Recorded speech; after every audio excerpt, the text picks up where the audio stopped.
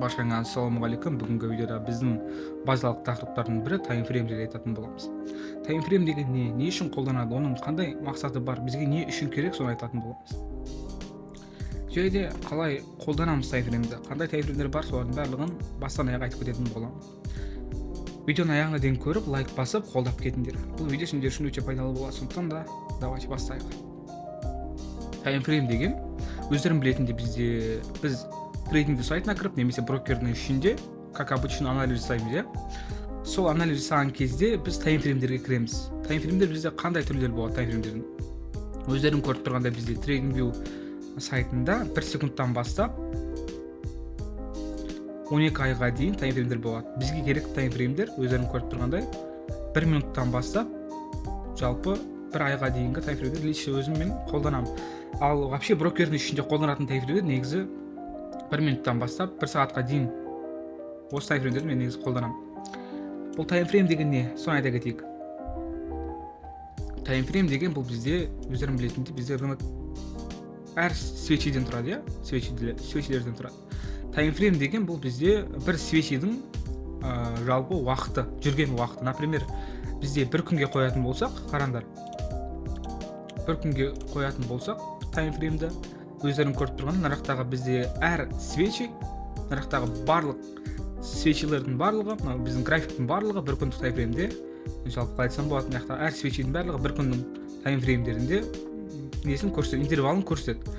Например, қараңдар, бізде мынау бір күндік таймфрейм, мына. Өздерің көріп тұрғанда бізде мынау прошлый күн, яғни алдыңғы свечи. Бұл бізде алдыңғы күн. Өздерің көріп тұрғанда біз не істедік? Алдыңғы күннің минимумын қараңдар. Баға бізде алдыңғы күннің минимумын шешкен жоқ. Ликвидностьны, иә, мына. Бұл бізде ликвидность ретінде қалады. Болашақта біз осы ликвидностьты шешеміз. Бұны біз sell side ликвидность деп аламыз. Өздерің көріп тұрғанда алдыңғы күннің максимумы, иә, мына. Өздерің көріп тұрғанда осы алдыңғы күннің максимумын біз шешкенбіз ликвидностьны. Бұны біз өздерің көріп тұрғандай buy side ликвидность деп аламыз. Ликвидность на продажу sell side, ликвидность на покупку buy side. Вот көрдіңдер ғой. Осындай таймфреймді біз осылай қолданамыз жалпы. Нарықтағы әр свечи бұл бізде бір күннің ішінде баға қалай кеткенін көрсетеді. Мысалы қараңдар, бізде оның алдыңғы свечиге қарайтын болсақ, бізде баға өздерің көріп тұрғандай жоғары қарай кеткенде, жерде астқа қарай резко кетіп қалып, осылай жабылған өздерің көріп тұрғандай. Мынау ашылуы, өздерің көріп тұрғандай мынау жабылуы. Так, давайте 1 сағатқа кіріп қарайық. 1 сағатта то же самое, өздерің көріп тұрғандай, баға бізде 1 сағаттың аралығында не істегенін көрсетеді. Мысалы қараңдар, бізде прошлый 1 сағаттың несін қарайтын болсақ, свечиін қарайтын болсақ, бізде өздерің көріп тұрғандай баға нарықтар ашылған, баға жоғары қарай кеткен, одан кейін барып астқа қарай кетіп и құлаған баға, өздерің көріп тұрғандай. Және де бізде прошлый 1 сағаттың лойын шешкенбіз, байқап тұрғандарында. Мінекей. Оны шешіп болғаннан кейін баға жоғары қарай кеткен, және де жоғары қарай жабылған. Таймфрейм дегеннің жалпы түсіндірмесін айтпай тұрып, свечиді көрсетіп жүрген, свечи қалай жалпы шығады, иә, мына. Свечи трейдинге. Мен өздерің көріп тұрғандай бізде қазір көрсететін болам.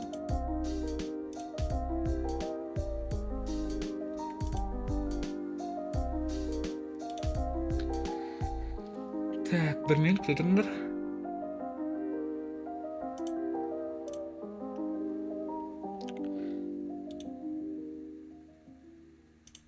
Байқап тұрғандар, мына. Бұл бізде свечи, мына, принципе. Осы свечиді біз графикімізде анализ жасау үшін қолданатын боламыз. Бұл свечилар кез келген таймфреймде бар. Таймфреймге сендер қоятын болсаңдар, осындай свечиларды ашылады сендерді негізі. Жасыл ол өсетін свечи, қызыл ол құлайтын свечи. Яғни сендер мысалы бізде қараңдар, біздің случайымызда қызыл қара, жасыл ақ. Өздерің көріп тұрғанда, егер қызыл свечи көретін болсаңдар, значит ол бізде таймфреймізге байланысты 1 сағаттың аралығында баға құлағанын айтады. Дәл қазір мысалға 1 сағаттық свечи бізде жабылайын деп жатыр, жабылуына 6 минуттай қалды, өздерің көріп тұрғандай баға бізде нарықта ашылып, нарықта өздерің көріп тұрғандай құлап жатыр. Кейде прошлый максимумды ликвидностьны шешіп, нарықтағы өздерің көріп тұрғандай компрессияны біз шешіп жатырмыз. Байқап тұрғандарында, иә, мына. Енді свечиге келейік. өздерің көріп тұрғандай бізде жоғары жақтағы тең, бұл бізде максимум, өздерің көріп тұрғандай хай, ал мына жақтағы астыңғы жағы өздерің көріп тұрғандай, мына бізде осы жерді байқап тұрсыздар, міне осы 4 бұрышта астыңғы жағы бұл бізде бағаның жалпы свечидің открытиясы, яғни ашылған кезі. Ал мына жақта бізде жоғарғы жағы жабылған кезі, в принципе. Мына жақта то же самое, мынау ашылған жері, мына жақтағы жабылған жері өздерің көріп тұрғандай. Вот таймфрейм деген енді жалпы айта кететін болсақ тағы да, таймфрейм деген бізге анализге көмектесетін интервал. Таймфреймдерді жалпы біріктіріп қолдану керек. Ол қалай сонда? Қараңдар, мен негізі лично өзім 1 минут пен 5 минутты қолданатын боламын, например, да? Қараңдар. Енді мен сіздерге қалай біріктіреді, таймфреймдерді қалай біріктіреді, қалай дұрыс анализ жасайды таймфреймдерді, соны бір жағынан көрсетіп жіберетін боламын. Бізде өздерің көріп тұрғандай 5 минуттық свечидан бір свечи шықты, мына. Ол жайде ашылып, мына жақтан жоғары қарай кетіп, и жайде астқа қарай кетіп, мына жақтан жабылды өздерің көріп тұрғандай. Мына бізде жабылу, мына бізде ашылу. Бұл бізде 5 минуттан бір свечи өздерің көріп тұрғандай. Ал 1 минутқа қоятын болсақ, бұл жерде 5 свечи болатын, қараңдар. Көрдіңдер, бағана 5 минуттық свечи өздерің көріп тұрғандай құлаған, міне. Байқап тұрғандарындай. Енді бізде 1 минутқа қоятын болсақ, міне өздерің көріп тұрғандай, қазір есептейміз, міне. 1, 2, 3, 4, 5 свечи. Яғни бізде 5 минуттық таймфреймдегі 1 свечиіміз 1 минуттық таймфреймдегі 5 свечиді көрсететін болады. И солай кете береді. Мысалы 1 сағаттық таймфреймдегі 1 свечиіміз 30 минуттық таймфреймдегі 2 свечиіміз өздерің көріп тұрғандай. Байқадыңдар ғой, осылай бізде біріктіреміз таймфреймдерді. Жалпы таймфрейм бұл бізде свечидің интервалын көрсетеді. Мысалға біз таңдаған уақыттағы аралықта баға не істеді, құлады ма, өсті ме, соны біле аламыз біз. Таймфреймдерді қолданып мысалға да. 1 сағаттыққа қоятын болсақ, 1 сағаттың ішінде баға құлады. Міне, қараңдар, 1 сағаттың ішінде баға құлады. 1 сағаттың ішінде баға өсті. 1 сағаттың ішінде баға өсті. Өздерің көріп тұрғандай. Свечиді бір жағынан тағы да түсіндіріп кете салайын. Бізде баға негізі осылай ашылады. Өздерің көріп тұрғандай. Егер де осылай ашылып, бізде баға астқа қарай кетіп қалатын болса, өзінің ашылған жерінен, ол бізде уже қызыл свечи болады. Қызыл свечи болып кетеді. Баға ашылып, жоғары қарай біраз жүретін болса, жоғары қарай өте көп біраз жүретін болса, жоғары қарай жайда астқа қарай кетіп, астқа кетіп жабылатын болса, значит бізде, қараңдар, осындай болады міне. Бізде мына жақта новый свечи ашылады ортасында, например, да? Или мына жақта ашылады міне. И баға жоғары қарай кетіп, астқа қарай қайтып кетіп қалып, и потом төмен түсіп жабылса, значит бұл бізде нисходящий свеча болады. Өздерің көріп тұрғандай. Мынау теңіміз, яғни фитиліміз, бұл бізде бағаның қай жаққа дейін бара алғанын көрсетеді. Например, да? Осыны, например, бізде 5 минуттық таймфреймде есептейтін болсақ, ал 1 минуттық таймфреймде баға қалай қозғалғанын мен сіздерге қазір көрсетемін. 1 минуттық жайда 10 секунд, 15 секунд таймфреймдерде. По логике вещей бізде осындай болған, қараңдар. Осы свечиді көріп тұрсыңдар. Өздерің көріп тұрғандай, бізде ол қазір көрсететін болам. Қысқа таймфреймде осылай болып көрінеді. Осылай свечи жабылатын болса, бізде қараңдар. Мына жақта жоғарғы жағында бізде баға жоғары қарай кеткенін байқап тұрмыз мұны. Осылай жоғары қарай кеткен болады. Өздерің көріп тұрғандай. Одан кейін баға резко астыға қарай түсіп, и астыға қарай кетіп, тоже былай өздерің көріп тұрғандай төмен кетеді, и одан кейін қайтып орнынан келіп, в принципе, осы жерде жабылады. Мінекей. Осы жерде жабылады. Значит, бізде осындай свечиді көретін болсақ, бұл бізде бағаның осылай қозғалғанын байқап тұрмыз.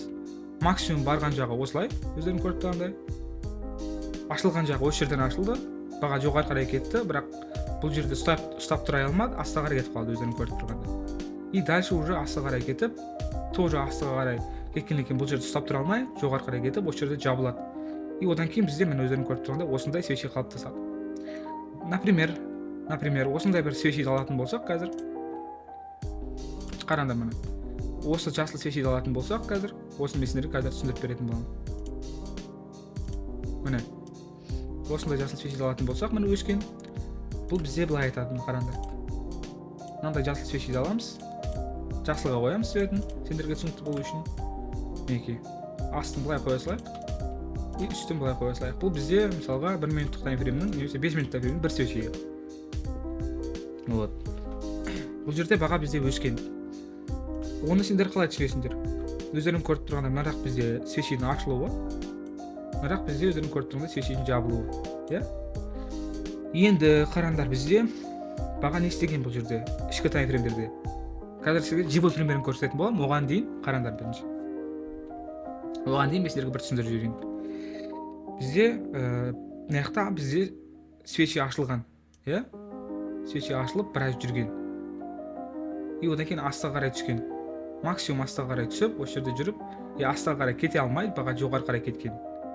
Одан кейін барып, баға жоғары қарай кетіп, осы жерде тоқтап,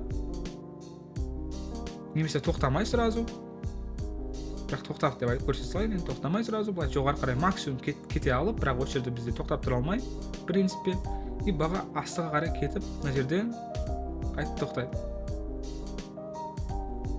Өздерің көріп тұрғандай, мына байқап тұрғандар бізде мынандай свечи осылай көрінеді бізде. Яғни бұл бізде басқа еше тренд секілді көрінеді, байқап тұрғандарындай.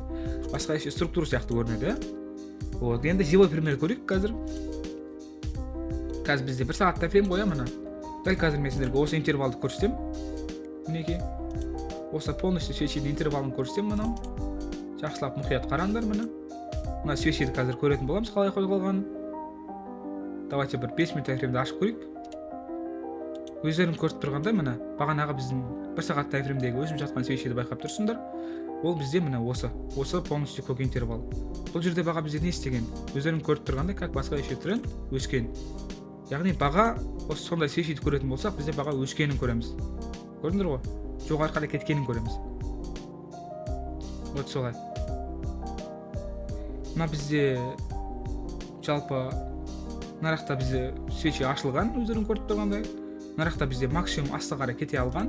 Өздерің көріп тұрғанда мен қазір ең астыңғы жағын белгілеймін. И сіздерге көрсететін боламын, ең астыңғы жағын белгілеп. Бұл бізде бағаның максимум төмен түсе алған бағыты. Одан кейін бізде баға жоғары қарай кетіп қалған. Ал мынау бізде бағаның максимум бара алған бағыты примерно. Мен ойлаймын солай. Давайте қазір енді 1 сағат кіріп көрейік.